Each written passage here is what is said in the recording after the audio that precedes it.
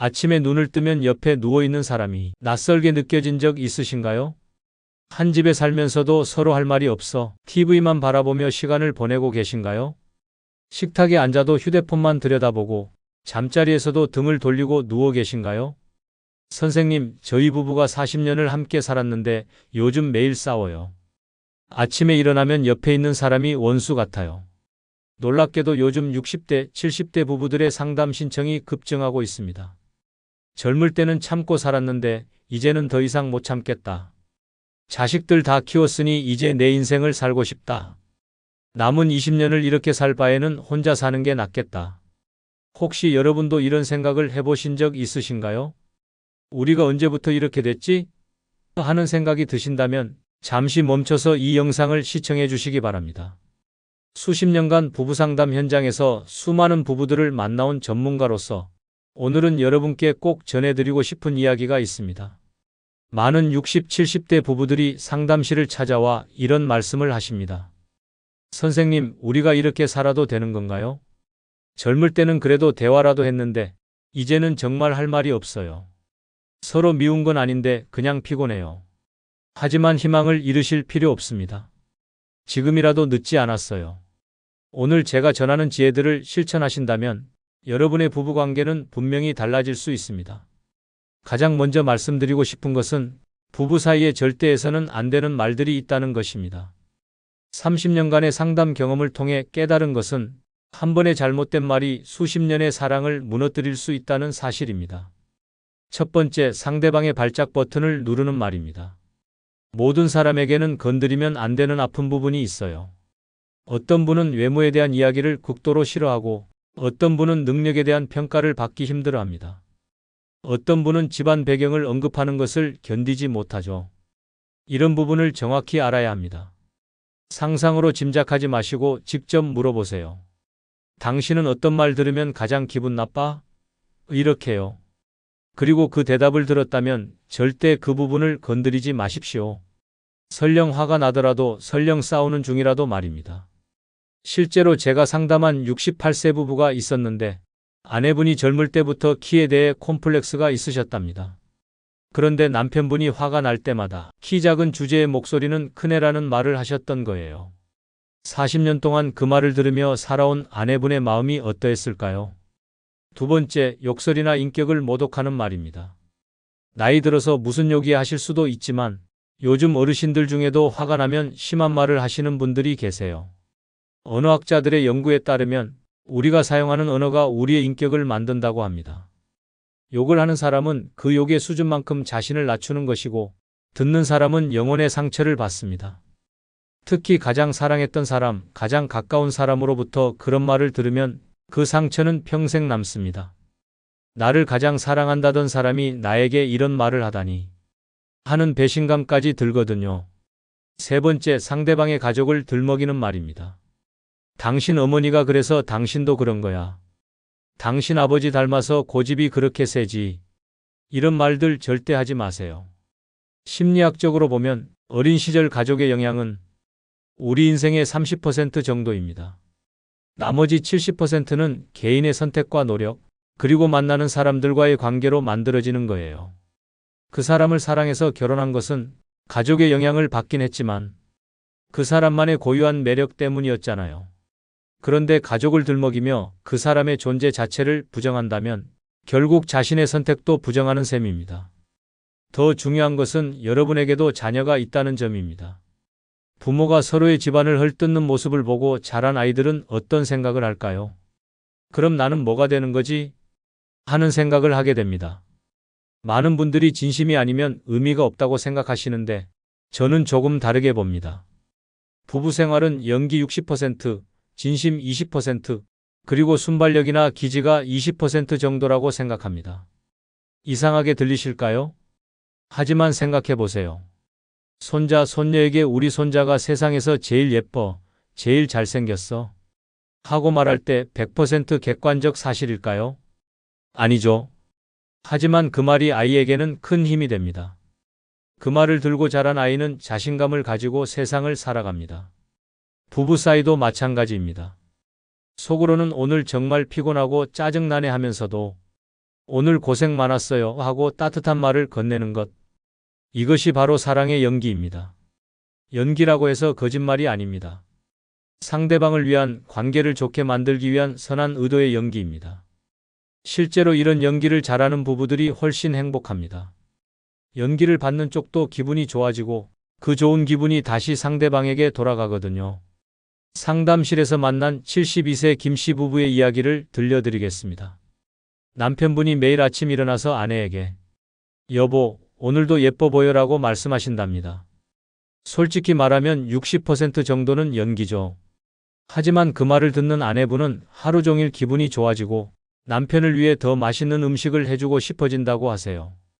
아내분도 남편이 집에 돌아오면 오늘도 수고하셨어요. 우리 남편이 제일 멋져요. 라고 말씀하신답니다. 이것도 100% 진심은 아니겠죠? 하지만 그 말을 듣는 남편분은 다음 날도 힘을 내서 일할 수 있다고 하세요. 이것이 바로 선순환입니다. 연기로 시작했지만 그 연기가 진심이 되고 그 진심이 더 큰 사랑으로 돌아오는 것입니다. 30년간 부부 상담을 하면서 발견한 것이 있습니다. 4가지 영역에서 규칙을 바꾸면 부부관계가 극적으로 개선된다는 것입니다. 첫째, 말하는 규칙입니다. 어떤 말을 하고 어떤 말은 하지 않을 것인가에 대한 약속이죠. 예를 들어 고마워요, 미안해요, 사랑해요. 같은 말을 의식적으로 더 많이 하기로 하는 것입니다. 하루에 한 번씩은 꼭 하기로 약속하는 거예요. 반대로 비난하거나 비교하는 말, 과거의 실수를 들춰내는 말은 하지 않기로 약속하는 것입니다. 둘째, 행동하는 규칙입니다. 상대방이 좋아하는 행동은 더 많이 하고 싫어하는 행동은 줄이는 것입니다.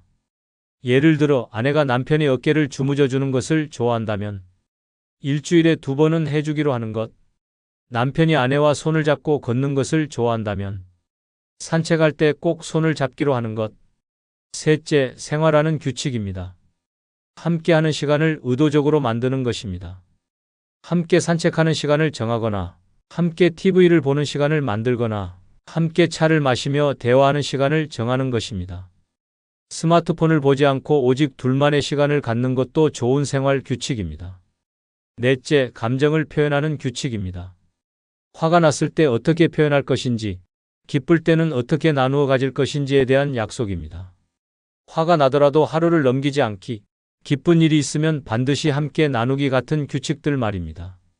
놀라운 것은 이 중에서 한 가지만 바뀌어도 우리 관계가 좀 나아졌네 하는 느낌을 받는다는 것입니다. 2-3가지가 바뀌면 완전히 다른 관계가 시작됩니다. 모든 사람에게는 2가지 버튼이 있습니다. 발작 버튼과 안심 버튼입니다. 발작 버튼은 절대 누르면 안 되는 것입니다. 어떤 말이나 행동을 하면 상대방이 크게 상처받고 화를 내는 그런 부분이죠. 안심 버튼은 그 반대입니다. 어떤 말을 해주면 기분이 좋아지는지, 어떻게 해주면 마음이 편해지는지, 화가 났을 때 어떻게 하면 풀리는지 그런 부분입니다. 30년, 40년을 함께 살았어도 이 버튼들을 정확히 모르고 사는 부부가 의외로 많습니다. 상상하지 마시고 직접 물어보세요. 당신은 어떤 말 들으면 가장 기분이 나빠? 어떤 말 들으면 가장 기분이 좋아? 화가 났을 때는 어떻게 해줬으면 좋겠어? 혼자 있고 싶을 때가 있어? 아니면 함께 있고 싶어? 이런 질문들 말입니다.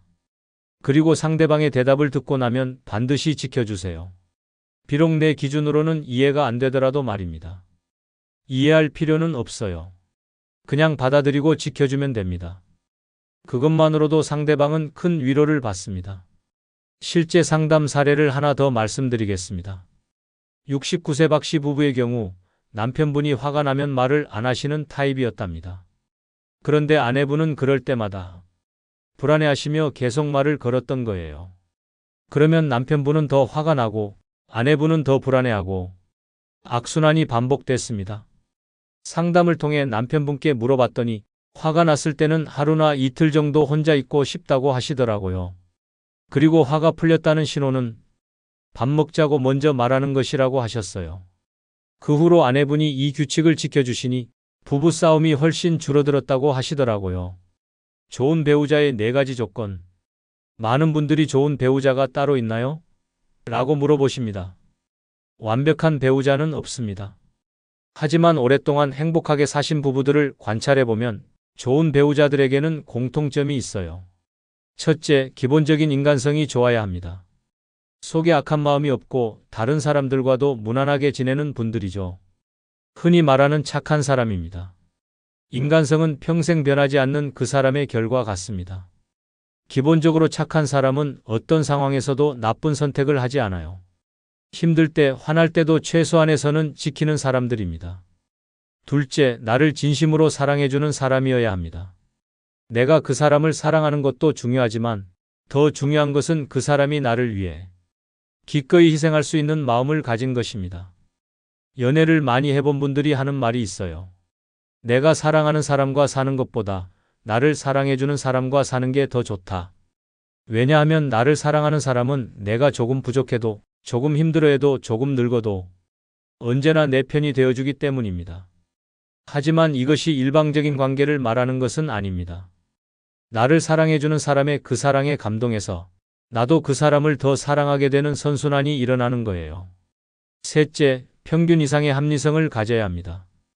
사랑한다고 하면서 일방적으로만 밀어붙이거나 자기 방식으로만 사랑하려는 사람은 함께 살기 어렵습니다. 합리적인 사람은 상대방을 존중할 줄 알고 대화가 통하며 타협할 줄도 압니다. 자신의 잘못을 인정할 줄도 알고 상대방의 의견을 들을 줄도 아는 사람이죠. 넷째, 정신적으로나 육체적으로 건강해야 합니다. 완벽하게 건강할 필요는 없어요. 하지만 기본적으로 자기 관리를 할 줄 알고 세상과 적당히 타협도 하며 사람들과도 무난하게 지내는 분이어야 합니다. 특히 정신 건강이 중요한데 극도로 불안해하거나 의심이 많거나 감정 기복이 심한 사람과는 함께 살기 어렵습니다. 사랑만으로는 부족하지만 사랑 없이도 살 수 있다. 젊을 때는 사랑이 전부인 줄 알았죠. 하지만 세월이 흐르면서 깨닫게 됩니다. 사랑만으로는 부족하다는 것을. 그렇다고 사랑이 필요 없다는 뜻은 아닙니다. 다만 사랑의 의미가 달라진다는 것입니다. 젊을 때의 사랑은 감정적이고 열정적이었다면 나이가 들어서의 사랑은 더 깊고 실용적입니다. 때로는 미워도 밥을 차려주고 화가 나도 약을 챙겨주는 것, 말로 사랑해라고 표현하지 않아도 행동으로 사랑을 보여주는 것, 이런 것들이 진짜 사랑일 수도 있습니다. 습관과 배려, 그리고 서로에 대한 이해. 이것들이 나이 든 부부에게는 더 중요합니다. 가끔 부부들이 이런 말씀을 하세요. 사랑하는 건지 습관인지 모르겠어요. 저는 그럴 때 이렇게 답합니다. 습관이 된 사랑이 가장 깊은 사랑입니다. 매일 아침 그 사람을 위해 밥을 하는 것, 매일 밤 그 사람이 안전하게 집에 들어왔는지 확인하는 것, 아플 때 걱정하고 기쁠 때 함께 기뻐하는 것, 이런 것들이 모두 사랑입니다. 감정으로 하는 사랑이 아니라 의지로 하는 사랑이죠. 바뀔 거라는 착각은 위험합니다. 젊을 때 결혼하면 저 사람이 바뀔 거야 라고 생각했던 것들 다 바뀌었나요? 아마 대부분 그대로일 겁니다. 사람은 쉽게 바뀌지 않거든요. 더 심각한 문제는 극도로 싫어하는 부분이 있다면 그것에 대한 민감성이 더 높아진다는 것입니다. 조금만 그런 모습을 보여도 크게 느껴지게 되죠. 그러면 상대방이 아무리 노력해도 그 노력이 무효화되어 버립니다. 노력하는 사람은 좌절하고 민감한 사람은 더 예민해지고 악순환이 반복됩니다. 그럼 어떻게 해야 할까요? 상대방을 바꾸려고 하지 마세요. 대신 내가 달라지려고 노력해 보세요. 상대방의 단점이 그렇게 싫다면 그 싫어하는 감정을 줄여보는 것입니다. 상대방이 조금이라도 노력하는 모습을 보이면 크게 고마워하는 것입니다. 오래 잘 사는 부부들의 공통점이 바로 이겁니다. 상대방에게 많은 것을 요구하지 않고 내가 어떻게 달라질 수 있을지 먼저 생각하는 것. 그리고 상대방의 작은 변화에도 감사해야 하는 것입니다. 늙어가는 과정도 함께라면 이제 우리도 젊지 않습니다. 몸도 예전 같지 않고 기억력도 떨어지고 체력도 약해졌죠. 하지만 함께 늙어간다는 것은 축복입니다. 서로의 변화를 이해하고 서로를 돌보며 살아갈 수 있으니까요. 나이가 들수록 더 중요해지는 질문이 있습니다. 늙어가는 배우자와 어떻게 하면 더 잘 살 수 있을까? 답은 간단합니다. 더 많은 이해와 더 많은 배려입니다. 예전에는 못 참았던 것들도 이제는 나이 들어서 그런가 보다 하며 너그럽게 받아들이는 것. 상대방이 힘들어하면 먼저 도와주는 것. 건강할 때 더 많이 사랑을 표현하는 것. 이런 것들이 늙어가는 부부에게는 더욱 중요합니다. 건강한 부부관계의 비밀은 완벽함이 아니라 지속 가능함에 있다는 것입니다. 100점짜리 사랑을 1년 하는 것보다 70점짜리 사랑을 30년 지속하는 것이 더 의미 있습니다. 그리고 그 지속 가능함의 핵심은 바로 여유입니다. 상대방의 부족함에 대한 여유, 내 자신의 실수에 대한 여유, 완벽하지 않은 관계에 대한 여유. 이런 여유가 있을 때 부부관계는 더 오래, 더 깊게 지속될 수 있습니다. 큰 변화를 기대하지 마세요. 대신 작은 변화부터 시작해 보세요. 아침에 일어나서 잘 잤어요? 한마디. 밥을 먹고 난 후 맛있었어요? 한마디.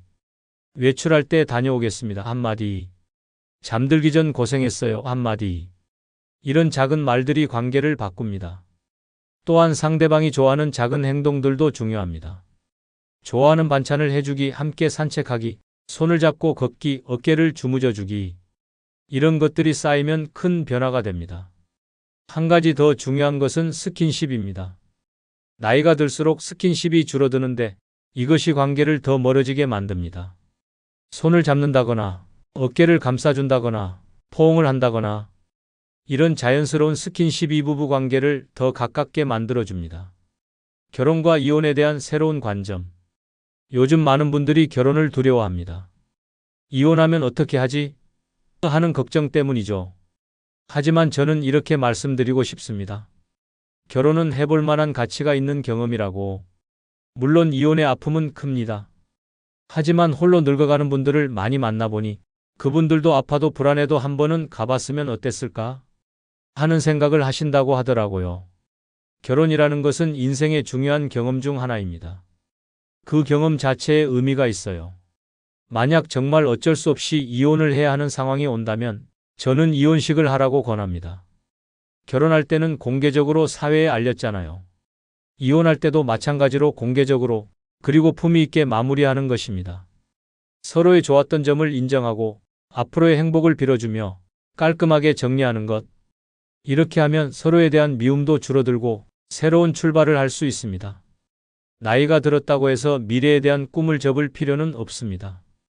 함께 가고 싶은 여행지가 있다면 계획해 보세요. 함께 배우고 싶은 것이 있다면 도전해 보세요.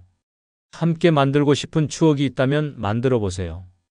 미래에 대한 공통의 꿈이 있는 부부는 더 행복합니다. 그 꿈을 향해 함께 걸어가는 과정에서 더 깊은 유대감을 느끼게 되거든요. 실제로 제가 상담한 74세 부부는 70세에 서예를 배우기 시작하셨답니다. 처음에는 아내분이 먼저 시작했는데 남편분도 관심을 갖게 되어 함께 배우게 되었다고 해요. 지금은 둘이 함께 전시회도 열고 서예 동아리 활동도 하신답니다. 함께 늙어가는 것도 즐겁다고 하시더라고요. 자녀들과의 관계도 중요합니다. 부부관계와 함께 중요한 것이 자녀들과의 관계입니다. 자녀들이 결혼해서 독립했다고 해서 관계가 끝나는 것은 아닙니다. 오히려 새로운 형태의 관계가 시작되는 것이죠. 부모로서의 역할에서 조금씩 물러나고 인생의 선배로서 조언을 해주는 것, 손자, 손녀들과 새로운 관계를 맺어가는 것, 이런 것들이 부부에게는 새로운 활력이 됩니다. 그리고 자녀들이 부모의 좋은 관계를 보고 배울 수 있도록 모범을 보이는 것도 중요합니다. 부모가 서로 존중하고 사랑하는 모습을 보고 자란 자녀들은 자신의 결혼 생활에서도 그런 관계를 만들어 가려고 노력합니다. 반대로 부모가 서로 미워하고 싸우는 모습만 보고 자란 자녀들은 결혼에 대해 부정적인 생각을 갖게 될 수 있어요. 건강관리의 중요성. 나이가 들수록 건강은 더욱 중요해집니다. 건강한 배우자가 아픈 배우자를 돌보는 것은 당연하지만 두 사람 모두 건강을 유지하려고 노력하는 것이 더 좋습니다. 함께 운동하고 함께 건강한 음식을 먹고 함께 정기검진을 받는 것. 이런 것들이 부부의 유대감도 높이고 건강도 지킬 수 있는 좋은 방법입니다. 특히 치매 예방을 위해 함께 두뇌 활동을 하는 것도 좋습니다. 함께 책을 읽고 토론하기, 함께 퍼즐 맞추기, 함께 새로운 것 배우기. 몸의 건강과 마음의 건강을 함께 지켜나가는 것이 중요합니다. 경제적 문제도 함께 해결하기. 나이가 들수록 경제적 문제도 중요해집니다. 은퇴 후 생활비, 의료비, 자녀들 도움 등 현실적인 문제들이 많아지죠. 이런 문제들을 부부가 함께 고민하고 해결해 나가는 것이 중요합니다. 한 사람이 모든 걱정을 짊어질 필요는 없어요. 가계부를 함께 작성하고 지출을 함께 관리하고 미래 계획을 함께 세우는 것. 이런 과정에서 부부는 더 가까워질 수 있습니다. 소통의 방법을 바꿔보기. 나이가 들수록 대화가 줄어드는 부부들이 많습니다. 할 말이 없어졌다고 하시죠. 하지만 소통의 방법을 조금만 바꿔보면 할 말은 얼마든지 있습니다. 예를 들어 TV를 보면서도 대화할 수 있어요. 저 배우가 누구지? 저런 곳에 한번 가봤으면 좋겠네. 같은 간단한 말들부터 시작해 보세요. 신문을 보면서도 이런 기사가 있네 하며 의견을 나누어 볼 수 있고요. 산책하면서 오늘 날씨가 참 좋네, 저 꽃이 예쁘네. 같은 자연스러운 대화도 좋습니다. 거창한 대화가 아니어도 괜찮습니다. 작은 일상의 이야기들이 쌓여서 큰 소통이 되는 거예요. 갈등 해결의 지혜. 오랜 세월을 함께 살다 보면 갈등이 생기는 것은 자연스러운 일입니다. 중요한 것은 그 갈등을 어떻게 해결하느냐는 것이죠. 나이가 든 부부들의 갈등 해결법은 젊은 부부들과 조금 다릅니다. 첫째, 시간을 두고 해결하세요. 당장 결론을 내려고 하지 말고 서로 생각할 시간을 주는 것이 좋습니다. 둘째, 완벽한 해결보다는 타협을 선택하세요. 100% 내 뜻대로 되기보다는 서로 50%씩 양보하는 것이 더 현명합니다. 셋째, 과거를 들춰내지 마세요. 당신이 10년 전에 그랬잖아 같은 말은 도움이 되지 않습니다. 지금 이 순간의 문제에만 집중하세요. 넷째, 제3자의 도움을 받는 것도 좋습니다. 자녀들이나 친구들 또는 전문 상담사의 도움을 받아서 객관적인 시각으로 문제를 바라보는 것도 필요합니다. 감사의 마음 표현하기. 오랜 세월을 함께 살다 보면 감사한 마음을 표현하는 것을 잊게 됩니다. 말하지 않아도 알겠지 하는 생각 때문이죠. 하지만 나이가 들수록 감사의 표현은 더 중요해집니다. 당신 덕분에 여기까지 왔어요. 고생 많이 하셨어요. 당신이 있어서 든든해요. 이런 말들을 의식적으로 더 많이 해보세요. 듣는 사람도 기분이 좋아지고 말하는 사람도 더 감사한 마음을 갖게 됩니다. 추억 만들기의 중요성. 나이가 들수록 새로운 추억을 만드는 것이 중요합니다. 우리는 이미 다 살았어 하는 생각보다는 아직 만들 추억이 많이 있어 하는 생각을 가져보세요. 작은 것이라도 좋습니다. 함께 찍은 사진을 정리하면서 추억을 되살리는 것. 함께 좋아하는 음식을 만들어 먹는 것. 함께 좋아하는 프로그램을 보는 것. 이런 작은 추억들이 모여서 큰 행복이 됩니다. 용서와 화해의 힘. 오랜 세월을 함께 살다 보면 서로에게 상처를 준 일들이 있을 겁니다. 그런 상처들을 계속 간직하고 살기보다는 용서하고 화해하는 것이 더 좋습니다. 용서는 상대방을 위한 것이 아니라 나 자신을 위한 것입니다. 미움과 원망을 품고 사는 것보다 용서하고 사는 것이 더 편안하거든요. 그때는 미안했어요. 이제는 다 지난 일이에요. 앞으로는 더 잘해봐요. 이런 말들이 관계를 새롭게 시작할 수 있게 해줍니다. 마음의 여유와 지혜. 인생을 오래 살다 보니 알게 된 것이 있습니다. 완벽한 사람도 완벽한 관계도 없다는 것. 서로 부족한 부분이 있어도 괜찮습니다. 그 부족함마저 사랑스러워질 수 있는 게 부부니까요. 지금까지 함께 해온 세월들을 생각해 보세요. 힘들 때도 있었지만 그래도 함께 이겨내지 않았습니까? 그 경험과 지혜가 있으니 앞으로도 잘 해나갈 수 있을 것입니다. 나이가 들수록 더 필요한 것은 마음의 여유입니다. 모든 것을 완벽하게 하려고 하지 말고 적당히 타협하며 사는 지혜. 상대방의 실수를 크게 문제 삼지 않는 너그러움. 작은 행복에도 감사할 줄 아는 마음. 이런 것들이 나이든 부부에게는 더욱 소중합니다. 오늘 말씀드린 내용들이 여러분의 마음에 작은 변화라도 만들어 드렸으면 좋겠습니다. 결혼 생활이 항상 쉬운 건 아니지만 그래도 함께할 사람이 있다는 것은 큰 축복입니다. 특히 인생의 황혼기를 함께할 수 있다는 것은 더욱 소중한 일이죠. 오늘부터라도 상대방에게 따뜻한 말 한마디 건네보세요. 고마워요, 수고했어요, 사랑해요 같은 간단한 말들이 관계를 바꿀 수 있습니다. 그리고 상대방의 발작 버튼과 안심 버튼을 찾아보세요. 무엇을 싫어하는지, 무엇을 좋아하는지 직접 물어보고 그것을 지켜주려고 노력해보세요. 완벽할 필요는 없습니다. 조금씩 천천히 변화해 나가면 됩니다. 30년간 부부상담 현장에서 얻은 가장 큰 깨달음은 이것입니다. 사랑은 감정이 아니라 선택이라는 것. 매일매일 상대방을 사랑하기로 선택하는 것이 진짜 사랑이라는 것. 여러분도 오늘 다시 한번 선택해 보세요. 내 옆에 있는 이 사람을 사랑하기로. 이 사람과 함께 남은 인생을 아름답게 살아가기로. 그 선택이 여러분의 인생을 더욱 빛나게 만들 것입니다. 기억하세요. 부부관계에서 가장 중요한 것은 서로를 이해하려고 노력하는 마음입니다. 완벽하게 이해할 수는 없어도 이해하려고 노력하는 그 마음만으로도 관계는 달라집니다. 그리고 작은 것에도 감사할 줄 아는 마음. 매일 아침 깨워주는 것, 매일 밤 안전하게 집에 들어오는 것, 아플 때 걱정해 주는 것. 이런 소소한 일상들이 모두 사랑입니다. 마지막으로 함께 늙어간다는 것을 축복으로 생각하시기 바랍니다. 혼자서는 무섭고 외로울 수 있는 노년을 함께할 사람이 있다는 것. 서로의 변화를 이해하고 서로를 돌보며 살아갈 수 있다는 것. 이것이 얼마나 큰 행복인지 다시 한번 생각해 보세요. 인생의 황혼기를 더욱 아름답게 보내고 싶은 모든 분들께 오늘 나눈 지혜들이 작은 도움이 되기를 바랍니다. 이런 소중한 인생의 지혜가 더 많은 분들께 전해지길 바라는 마음으로 이 영상이 도움이 되셨다면 좋아요를 눌러주시고 구독과 알림 설정도 부탁드립니다. 여러분의 부부관계에 대한 고민이나 경험담이 있으시면 댓글로 나눠주세요. 서로의 지혜를 나누며 더 행복한 노년을 만들어가면 좋겠습니다. 때로는 전문가의 조언보다 같은 경험을 하신 분들의 이야기가 더 큰 위로와 도움이 될 수 있거든요. 다음 시간에도 여러분의 인생을 더욱 빛나게 할 지혜로 찾아뵙겠습니다. 지혜여정과 함께 해주시는 모든 분들께 깊은 감사를 드립니다. 여러분의 남은 인생이 더욱 행복하고 아름답기를 진심으로 기원합니다. 감사합니다.